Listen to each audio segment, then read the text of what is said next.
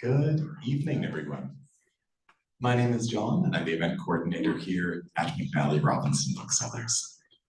Before we begin, I would like to acknowledge that we are located here in Treaty 1 territory, and the land on which we gather is the traditional territory of the Anishinaabe, Innuit, Anishinaabe, Dakota, and Dene peoples, and the homeland of the Métis Nation. In addition, McNally Robinson Booksellers itself rests on the land once occupied by the Métis community of Roostertown. Now, in just a moment, I am going to make an announcement about what this event is, just in case you happen to have wandered into the space. The important thing I will put in your brain right now is that rather than dramatically applaud, as is your wont, instead, whenever you feel the urge to applaud, can you put your hands in the air and shake them like this? Shake them like that. Just wave them dramatically. And so we will put that to the test over the course of the evening. Thank you so very much. So every time you feel just a sense of jubilance or just want to express your joy, wave your hands in the air, and that will be wonderful. Thank you all so much. We are, of course, gathered here today to celebrate the launch of the new poetry collection from the wonderful Angeline Schellenberg, Mondegreen Riffs. Angeline will be up in a moment to read from her book, and then after that, there will be a conversation hosted by wonderful poet Joanne Epp, and that will take place at the stools just to my left. Following that, there'll be an opportunity for you folks to ask questions if they occur to you. And if they do, please just raise your hand and I'll wander over to you with this wireless microphone, which ensures that all of those watching can hear your questions and prevents us from having to repeat them. I have the great pleasure of introducing tonight's featured guest, but before I do, the publisher of this book, Matt Jodry of At Bay Press, would just like to say a few words on behalf of the press. So please put your hands in the air and welcome him to the stage.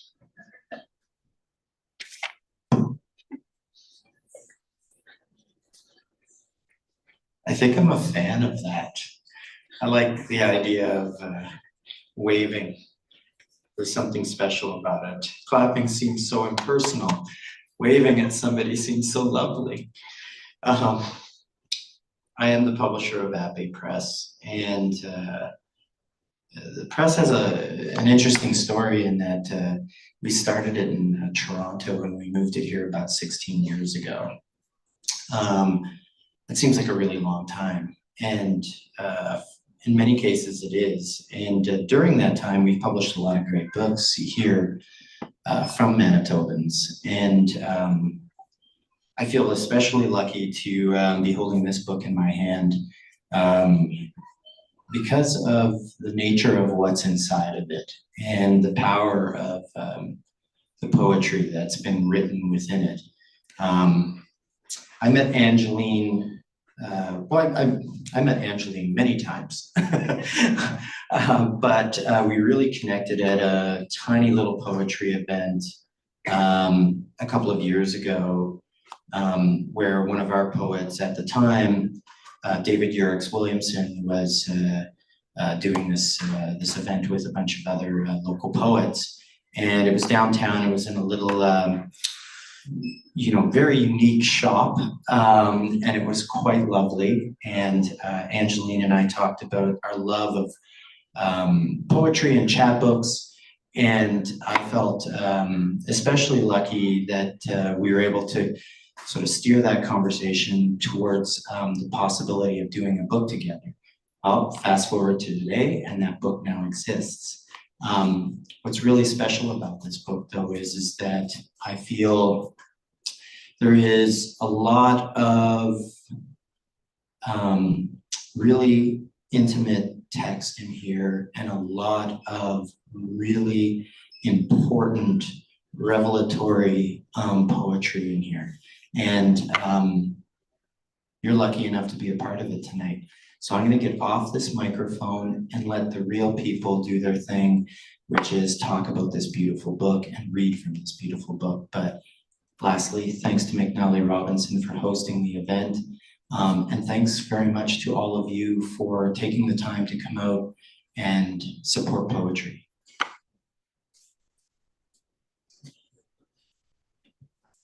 Thank you so very much, Matt.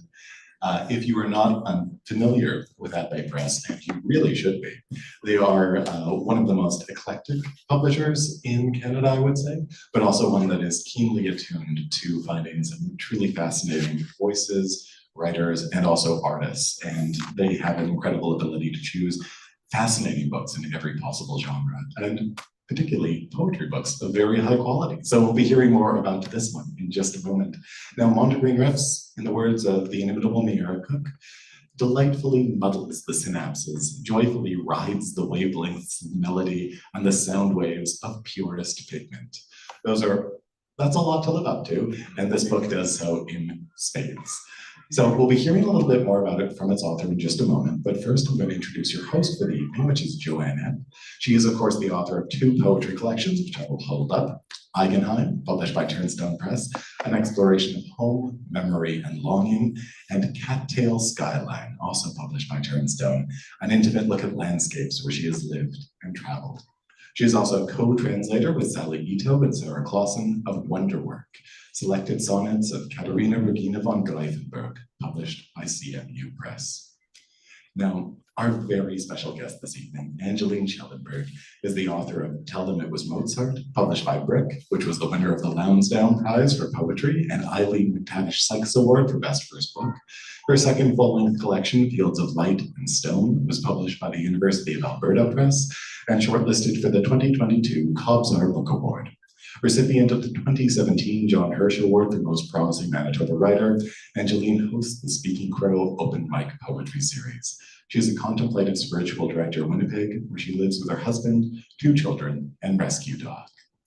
And her poetry perfectly conveys the wonderful mix of curiosity, an incredible way with words, and great humor and intelligence that is the heart of everything Angeline does. Please put your hands in the air and wave them furiously for Angeline Schellenberg.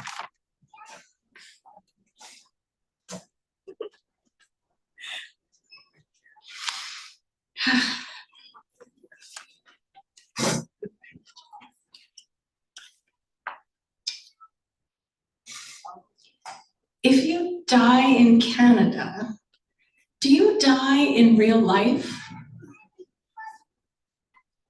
If you die in Canada, the bears beat their breasts until the berries in their fists bleed, and the Mounties ride backwards.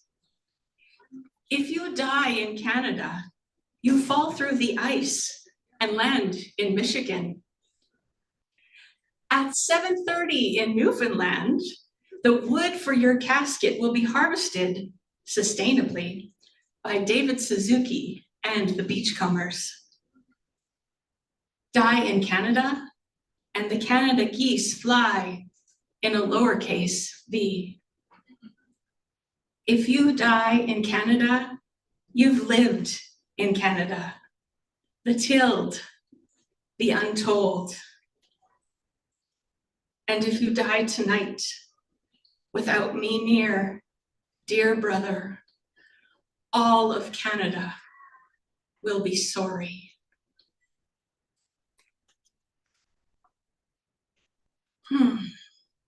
So we're going to be talking about the book later, so now I'm just going to plow through and give you a taste.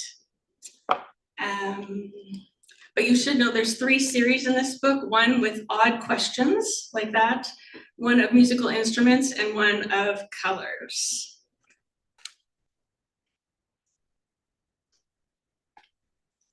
Timpani, oceanic, exhume cave song, insomnia, a sonic, sing the bucket list of sharks, try reindeer meat, swim with caged humans. Oh, rising sun, this is the day I walk out on my inhibitions. Elbow room, the here and now of fulcrum. On the one hand, an explosion. On the other, an olive branch.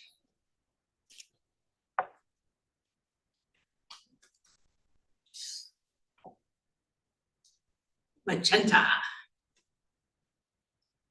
Majestic form of gentle, cousin to all satisfied sighs.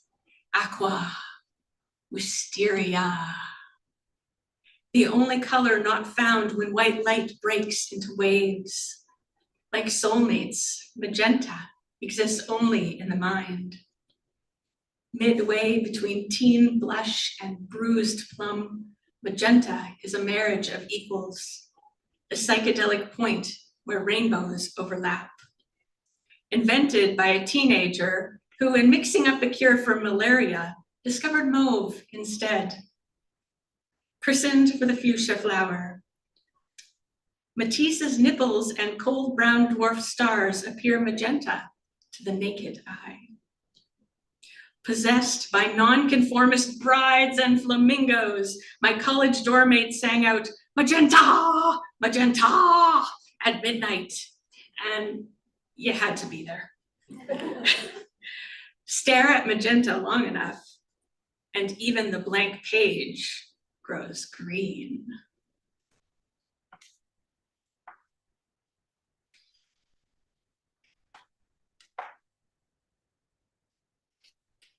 Bass guitar. Zip, fear, shroom.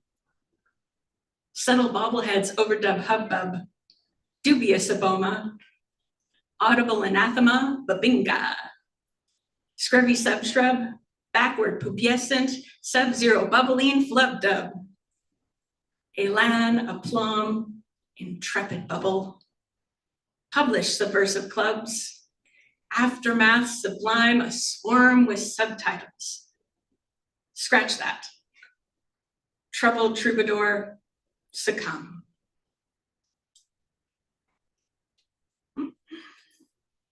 This is fun. If you get tired of waving your hands in the air, or if you're hitting your neighbors too much, as you may know, one of my favorite things to do is watch Korean romance dramas on Netflix. So you could also give me like finger hearts, and I'll pretend that I'm a K-pop star.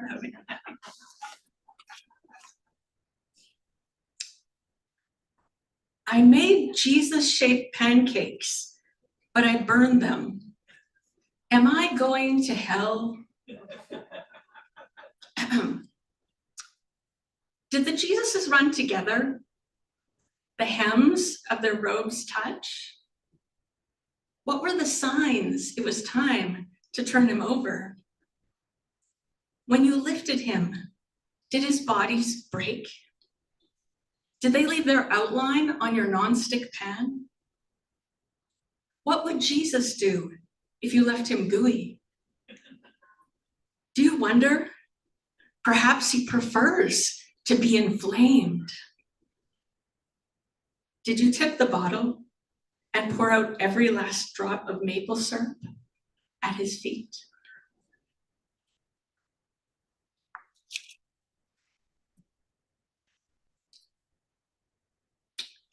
Bassoon, boozy cocoa, tapestry's aroma, a monk lifts his glass. A hairy-nosed wombat wobbles toward extinction. The barefoot clown walks home from the party, one shoe under his arm. A muffler rumbles through La Noche Oscura, bundles of logs by the fire.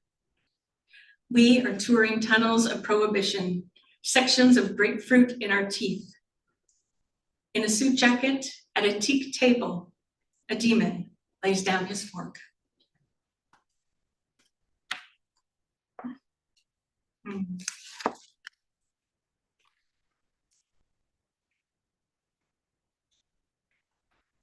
Yellow. Light at the end of the cave drawing. The mustard seed of faith can move molehills. Squeezed, it sings like a canary. The happy faces at Walmart.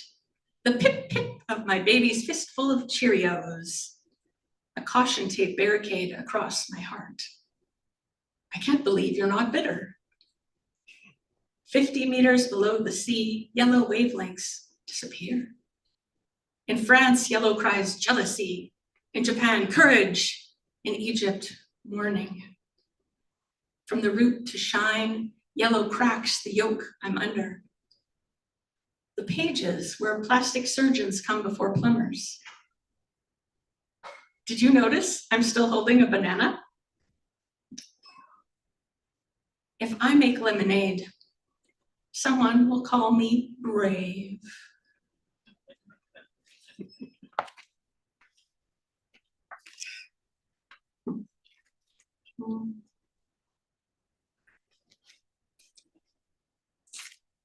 Xylophone. Play me the alphabet, dear Zebu. Vault on chopsticks through the yak bodega. Just kick it up on the boardwalk, honeybee. Ice cream, eyelash, licorice whip. Smart baby toes tap mama's ribs and gut and navel. Montezuma, Ora Pendulous, feather us a zephyr, quid pro quo. Reflexes, check. Chick, chalk, cheek. Two more.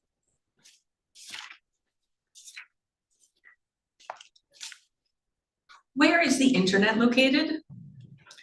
And is it open to the public? Would like to take my son to see it on vacation. I took my son to Playland and watched him tell every barefoot child, "You require socks to play." I took my son to school and watched him prepare plastic eggs on a cardboard stove. I took my son to the edge of the lake and snapped his photo before the cloud burst. I took my son to the edge of what I knew, and we jumped in together.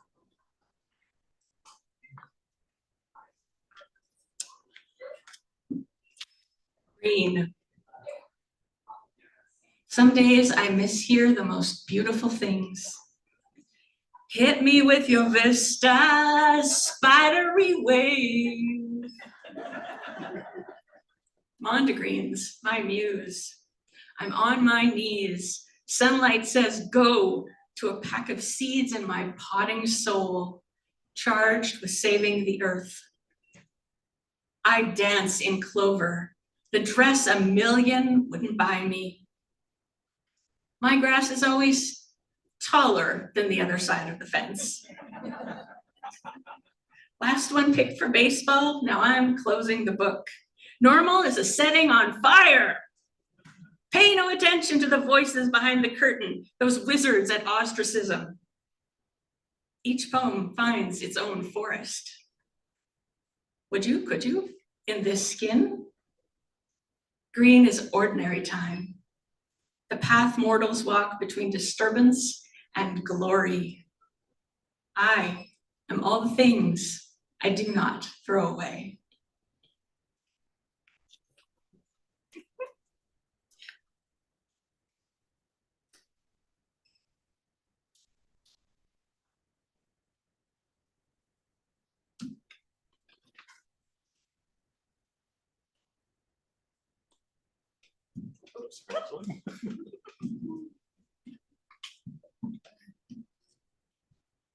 Okay, I've always wanted to say this.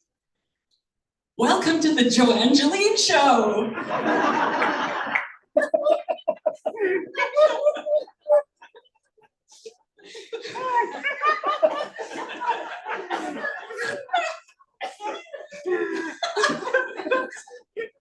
How am I supposed to follow that up? I say nice things about me. Okay, I can do that. So, I've been reading your poetry for quite a few years now, and I've seen most of these poems in their developing stages, and still, when I opened this book, it knocked me back in my chair. I was, how does she do that? Because, oh my gosh, this book is such fun. And yet it's serious play in a way, and with a posture of kindness toward the world. And that's so lovely. So, judging by one of your notes at the back of the book, it looks like it took you a while to settle on a title. Yes. So what was that process like, and how did you settle on this title? Well, because there's 3 very different series in the book, it was hard to find a title that kind of captures all of them.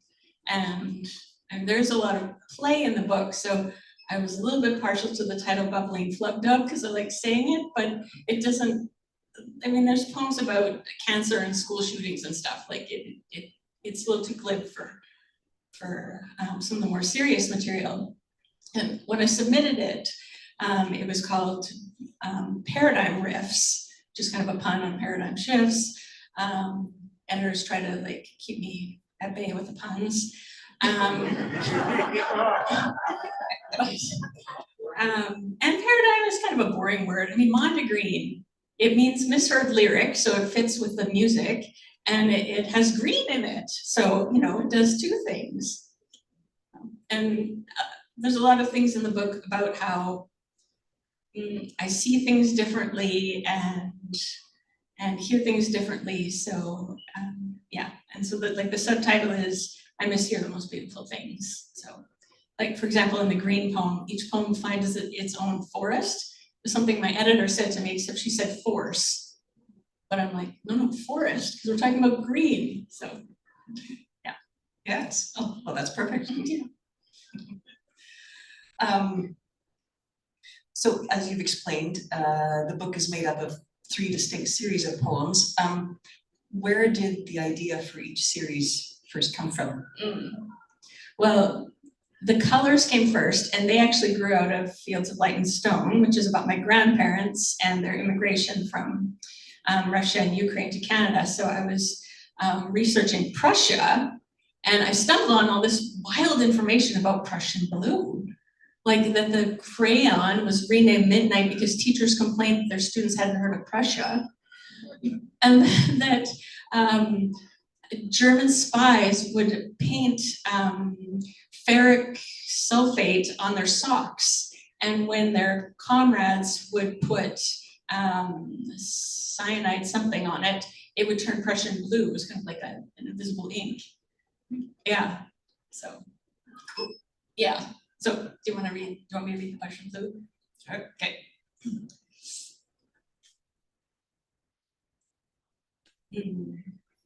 Prussian blue, the deepest blue, discovered by a desire for red gone wrong, neighbor to darkness, chemical reaction between iron bars and the smell of fear. Before we synthesize sadness, painters bartered for single drops bled from stone. Ingesting Prussian blue may save from radiation. Opa told me we came from Prussia, but our attempts to recreate the sky lacked permanence. My shadow, a blueness that cannot be bottled. Even rhesus monkeys choose blue over anything else. Don't touch me.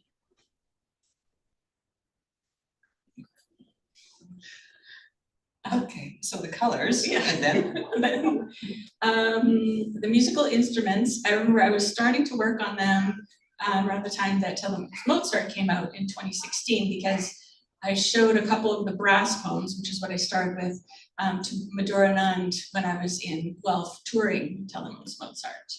So yeah, I started with trombone and trumpet, and then fairly early on I realized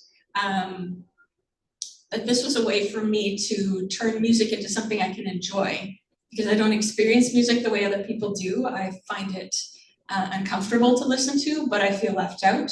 And so by turning music into poetry, expressing it in words, either its personality or its sounds or what it looks like, what it represents in our culture, it allowed me to participate. And actually both the colors and the music poems, they were more research-based. So when I was working on the really emotional stuff about my grandparents dying, my kid's autism diagnosis, for the other books, I would take a break and just look up all the facts that I could find about indigo, or look up all the words that sounded really nasal to try to write a harmonica poem or something. So it was a good break. So I read a trombone, where it started the music poems. I love that one. I know, it's fun. This one's more like describing how it looks and its attitude. Trombone. Marble maze, hello, pick up the phone. Clown around New Orleans, you fizzy licorice twist, you. Hook us on your fool's errand. Wanton faucet, yawn, let your stocking slip, one-legged showgirl. Let's blow this joint. and give old boredom the boot. Golden garden hose grow and spawn, windshield wipe the sky, bellow odes to longhorn sheep and plumbers. Heroic flamingo, oh, slide from your throne, hoist your loopy trunk and blow, metamorphose us in your mellow meows. I'm noticing that there's a few plumbers and flamingos in these hours. You could psychoanalyze yourself after the fact by reading your own book.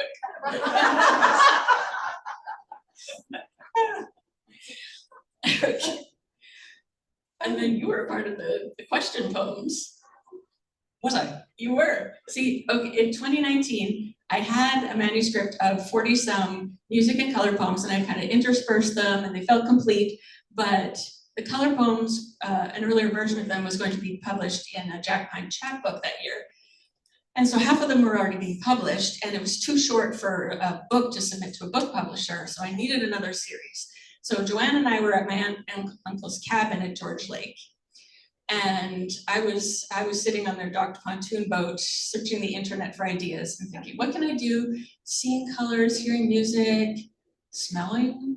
So I was like Googling things related to smell, the way people smell things differently and stuff. And I came across this website where someone was asking, can you tell if your husband's cheating by smelling his gas? And it was part of this list of all these odd questions on this forum, Yahoo Answers, which has since shut down. But the internet was just full of these odd questions. And so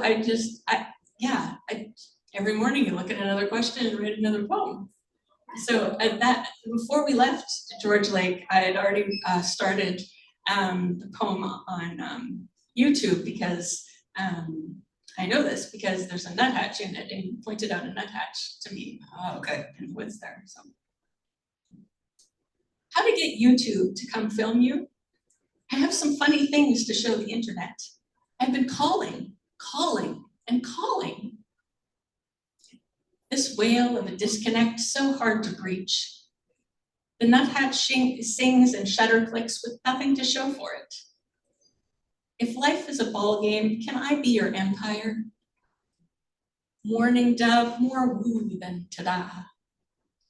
Our heads like ducks, our dresses without pockets, and our double sinks. If life is a prison, let me be your cufflinks. The cat on my tongue, too bagged to let out. I don't think I talk to myself, but maybe I'm just not listening. If life is a circus, will you be my ringtone? Oh. So then, with these sort of related but also very disparate sections, how did you figure out how to weave them together and how to create the sections in the book? Well, I started with the music poems, so they're grouped by woodwinds, brass, jazz, church instruments, folk. And then I tried to at first put like pastels with woodwinds and neutrals with church and primary colors with folk, but it got a little mixed up because it was more important to have the content of the poem, like have things butted up against each other that sang together. And then after that, I wove in the questions. So it was sort of intuitive, but sometimes there's things overlapping, like canary and the daffodils and the fiddle poem work well with the canary and the yellow, things like that. Or the really bloody Can You Shoot Down the Moon poem is right next to red. So, and there's a bunch of poems that mention outer space right around beige, also known as cosmic latte. So. Okay. Yeah. Yeah, neat. I noticed reading through the book you use, you bring in quite a few biblical allusions, including all the section headings. Yeah. Can you say a bit about what those signify?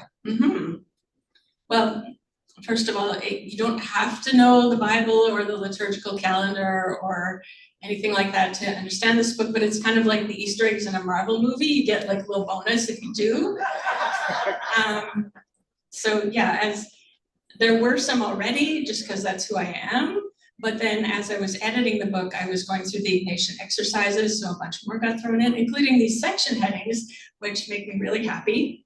The first one is a bruised reed, which fits with woodwinds, reed instruments, but it's also a statement about Jesus not crushing a bruised reed or smothering a smoldering wick, something like that. Something like that, yeah. So it's about the way Jesus cares for things that are weak rather than rejecting them. And then, let's see, I have notes, it'll be easier if I read. The brass section is not love, I've become sounding brass, which is obvious, but also it's from the 1 Corinthians 13 love chapter. Though I speak in the tongues of mortals and angels, but have not love, I become sounding brass or clanging cymbal. There's poems about what does love mean in this section, like does Barney have it right in the purple poem? Scarlet, lust, shame, sacrifice. The third section, the jazz poems, before a word is on my tongue, because jazz is very improvisational, but it also comes from the Psalms. Before a word is on my tongue, God, you know it completely. Poems in this section about language, about feeling misunderstood. The fourth section, the church poems, Stretch Out Your Hand, also has a lot of percussion, like pipe organ, celesta, handbells. But stretch out your hand is what Jesus said to someone with a withered hand, and as soon as he stretched it out, it was healed. So like all we do is reach, and then there's hope and healing. And the last section, On Earth as It Is, for the folksy poems, earthy poems, is part of the Lord's Prayer. May your will be done on earth as it is in heaven. The wish for all the beauty and goodness of the heavenly realm to be made real in our lives. But by just excerpting that part, on earth as it is, it's to me it says acceptance. Like this is what we have, and it's good.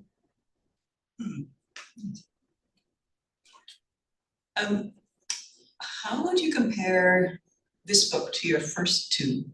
I know my first thought was, this is really quite different from either of your first two books. But then on the other hand, Tell Them It Was Mozart has an awful lot of language play in it too. So how do you see the similarities and differences between the three? Mm-hmm. The first two have more of a narrative arc. They're more of like a story as a whole book. The poems are very linked. This one is more, individual poems that kind of match the series. So maybe it's like a set of socks as opposed to a whole book. Probably not.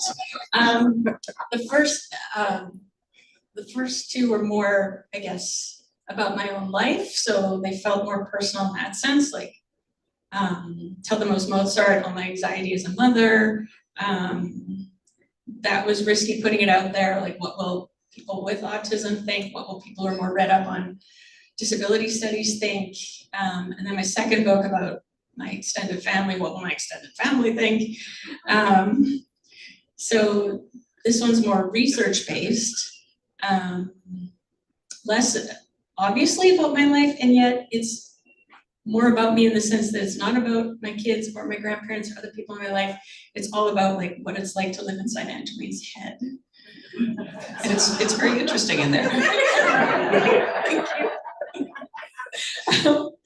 I guess I don't know if it's because it's my third book or because it's such a good book, but I'm less scared. Like, that's good. Yeah, it is, I think, more artistically risky. Because it's so odd and because I'm venturing into like prose poems, the color poems. I've done a lot of prose poems, that's fine. But the music poems, I've never done sound and visual poetry before. I don't know French. Should I throw a bit of that in, a little Spanish, because it sounds nice. And I break my own rules. I tell, whenever I'm mentoring writers, don't do weird indents. Don't start each line with a capital. Don't do crazy things with punctuation. And I did all of that, but I did it intentionally. So, and I checked it with Joanne and she said it worked. So blame her if you don't.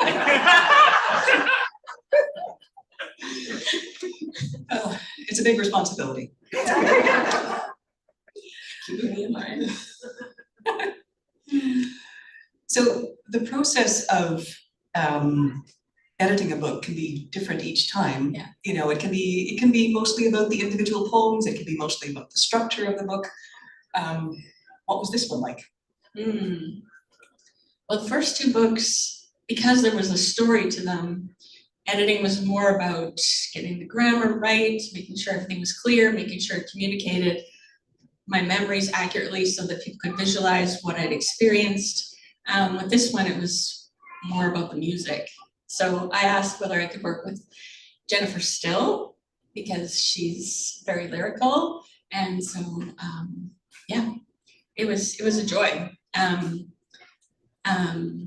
My first two editors were amazing, but we had to work by distance. So they were sending me emails with comments saying, maybe this poem shouldn't stay, or maybe you should rethink this line or take out this word. And with Jen, because we were working in person, we met in her attic over cookies and tea, and we'd, every time she would read a section to me, I would just close my eyes and listen.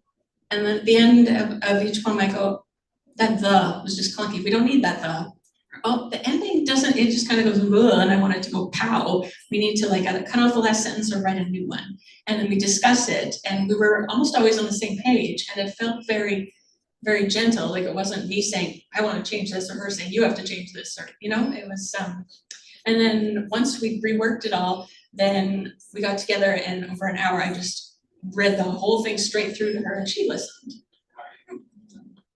It's a really neat process. It was, and since then, when I mentor writers, I suggest that as a way of doing it, because it's empowering to the writer to be able to just listen and say, this is what I heard, this is what I thought wasn't working. Mm-hmm. And as this book shows, poetry is so much about sound. And this is, okay, the surprising thing in the editing process was that, and this always seems to happen, the poems I thought were most done are the ones we spent the most time on. And the poems that I was most nervous about were the ones that were not touched.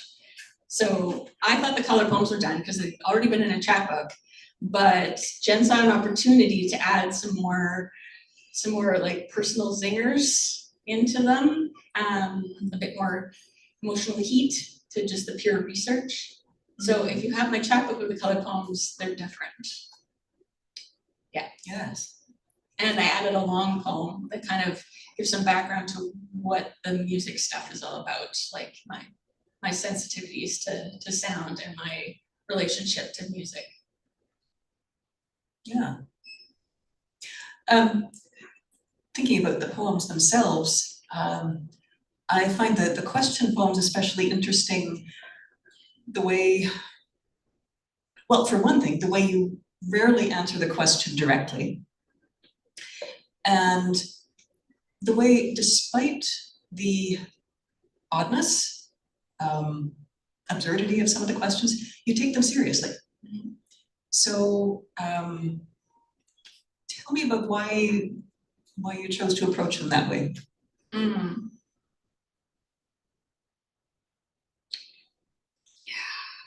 I'm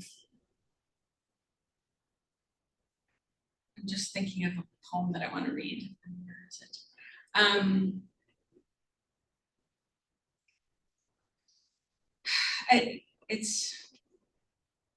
It's empathy. I am so disturbed by the cruelty on the internet, and as I read these odd questions, the responses on the forum were so insulting, and I was trying to think, why would someone be posting these odd questions?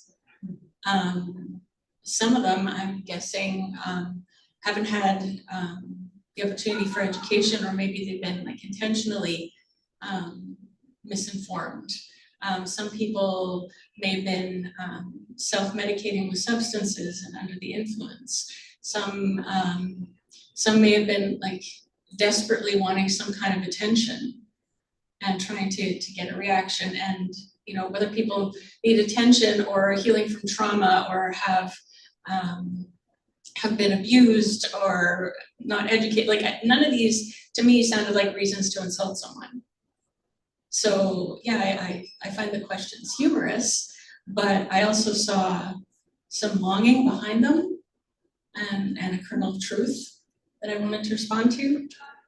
I think yes.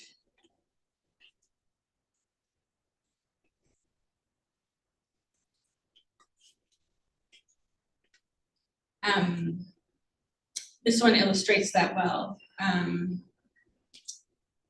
How am I sure I'm the real mom of my kid? I think breathe, my chest rises. And in my throat a buzz. This uterus beyond me, a geode. Break open this dull stone. Within, glorious sparks I do not recognize. Yeah, well, it's true. You know, you look at your own child and think, where did this creature come from? Exactly. Yeah. And my parents are wondering that right now. One of the questions I didn't write about was, how do I tell my parents I'm adopted?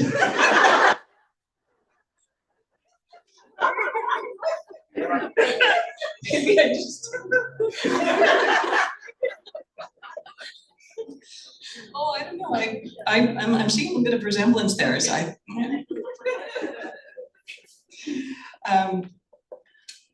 in the well, the music poems are just such fun, and I think you've disproved this saying, the origin of which is in a lot of dispute, by the way, that writing about music is like dancing about architecture. Yeah. In other words, you know, a dumb idea and probably going to be unsuccessful, but I think you've managed it here. Probably because you're not exactly writing about the instruments, you're presenting them as characters. So you read a few different ones this evening. What are some of the ways that you portrayed those characters?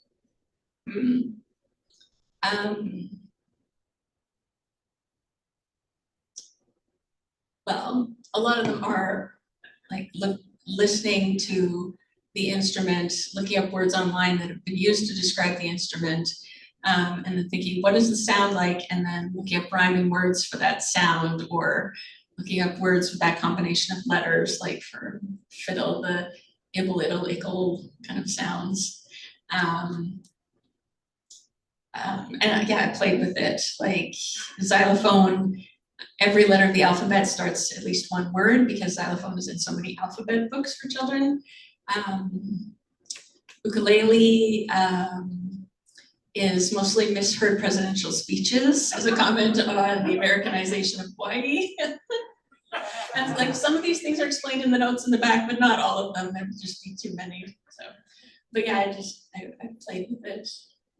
I know you wanted me to read organ because, well, we have very different feelings about organs. Joanne's an organist. Pipe organ. Omniscient lung. Devotion's smokestack. Exhale the held breath of bridegrooms in their sharp black shoes. Ascend wassailing whale song, a responsive deity quakes dust down.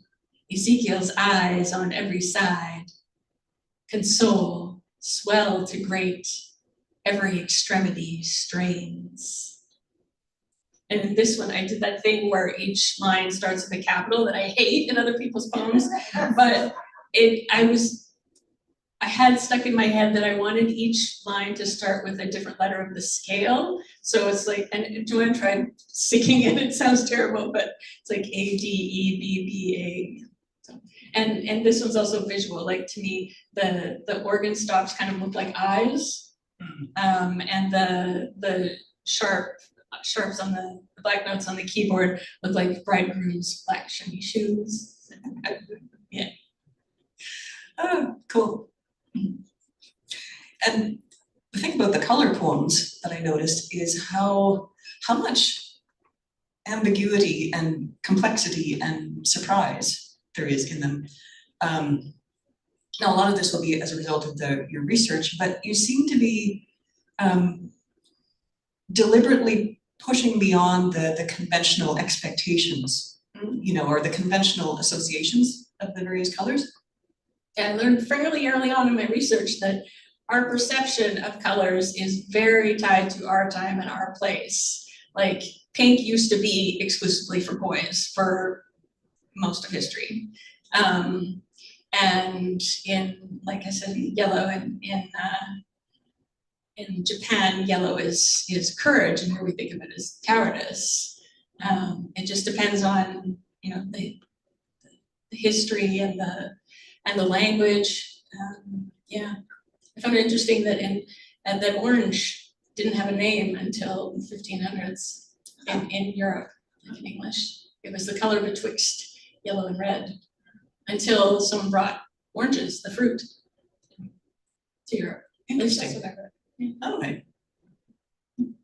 Orange is the only poem where in the editing I decided to show my hatred.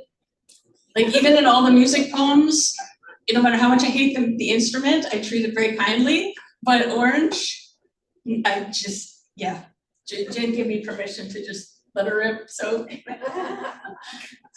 I thought of, the only thing that's allowed orange in my house is something I can eat, so I thought of saying, if you bring orange into my house, I'll eat it. But then I thought, that's boring. If you bring orange to my house, I'll eat you.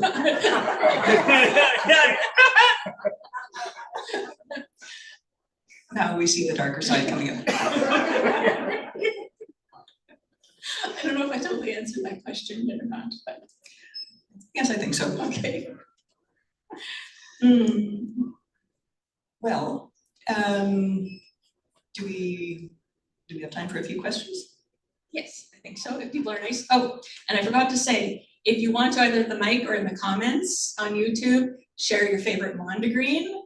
A couple more of mine are, when I was a kid, the song, I have the love of Jesus down in my heart, Tuesday. It's supposed to be to stay, but I remember going all over asking everybody, why is Tuesday special to Jesus? And no one could tell me. And then in college, I mean, you'll laugh now when you look at the man I've been with for 30 years, but in college, I thought Garth Brooks was saying, I'm shaven as a man can be. I thought, well, that's great because that's more attractive. But he was actually saying I'm shameless. So I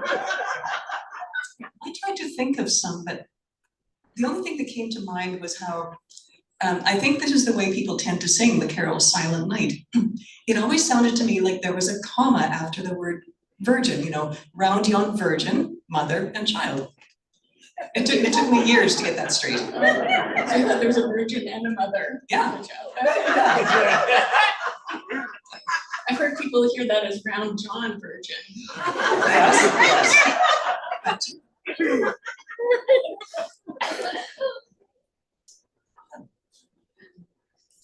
Were there any questions?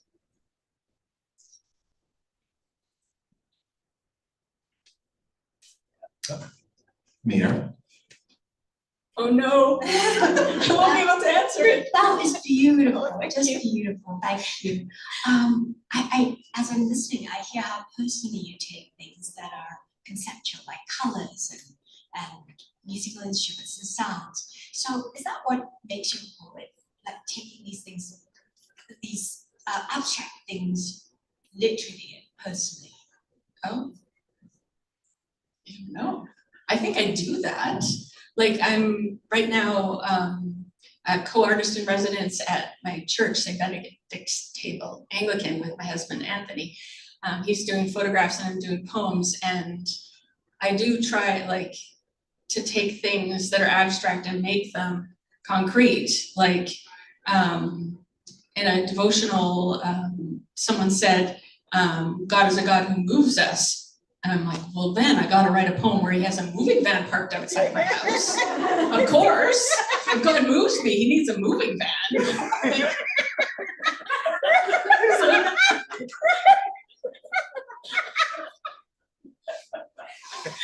So I guess yes. I don't know what to do with abstract stuff. It drives me crazy.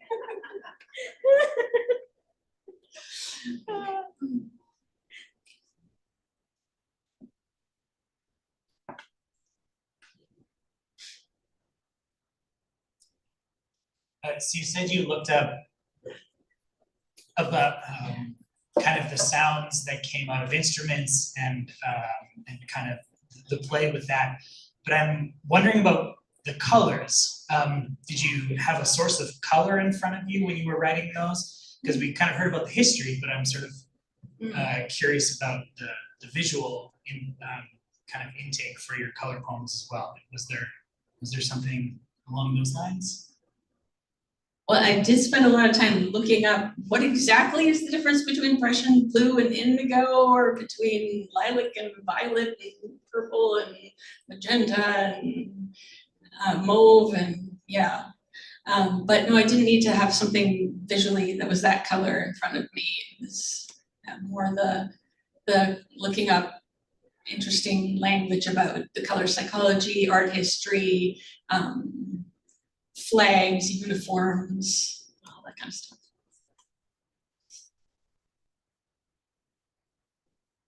And we do have time for one dramatic final question. If anyone has one on their mind, burning to your list. Yes. Dramatic, I'm not sure, but it is such a delight to see you and hear you read your poems. Like, your joy is just so evident, and like the playfulness and everything. And so I was wondering, any plans for an audiobook? Because I'm totally on the list. You'll have to talk to Matt, but please, I would love to do an audiobook. Is he still here?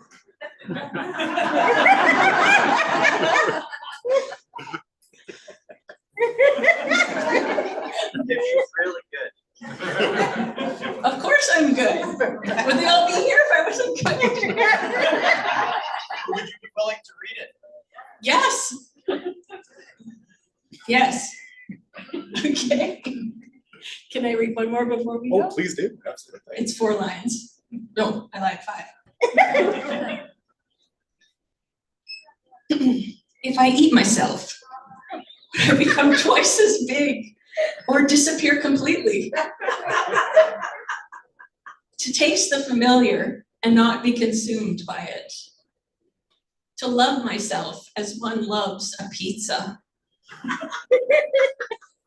To transform the world using only my mouth. Like Alice in Wonderland, to shrink, to grow, to fear no pain. Thank you. And thank you both so very much. Did either of you have any closing words you might like to offer, or will we let the poems go? Oh. Well, I didn't say any thank yous, because when people do that over and over again, it gets boring, but I should say thank you. So thank you to Matt and everyone at Abbey Press. Thank you to John and everyone at McNally. Thank you to Joanne, who keeps me in line for like 12 years now or something. And oh gosh. Thank you to Jen, my editor. Thank you to my family. And I need to mention that I will be reading again. If you're online, you could come today, or you want more. I'm going to be at Thin Air on October 1st. John can tell you more about that. Oh yes, indeed. Angeline will be reading on October 1st. That will be at Afterwards Meets Speaking Crow, featuring Steve Locke, Angeline herself, Sue Sorensen, and the Winnipeg Poetry Slam team. That's 7 p.m. that evening at the Rachel Brown Theater. We have these thin air flyers, which are available right on the table over there. The festival is fantastic and starts on Friday. So please do avail yourself of one of these so that you can take in all the literary programming, including that which features Angeline. Was there anything else? Or shall I? Oh, if anybody knows, is sex pleasurable for frogs? Let me know, that's one of the questions I could answer.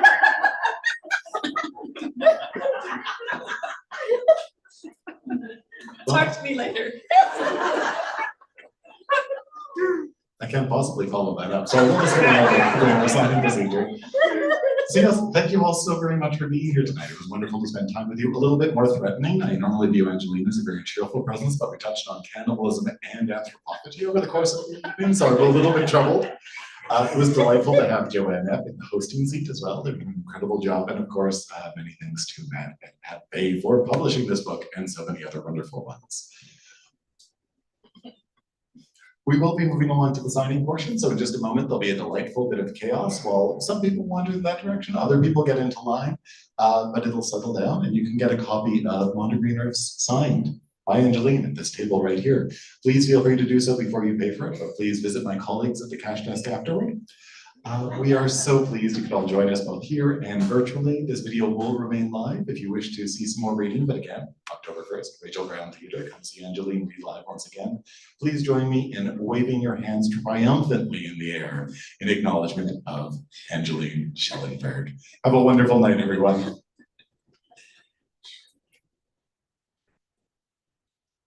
Thank you.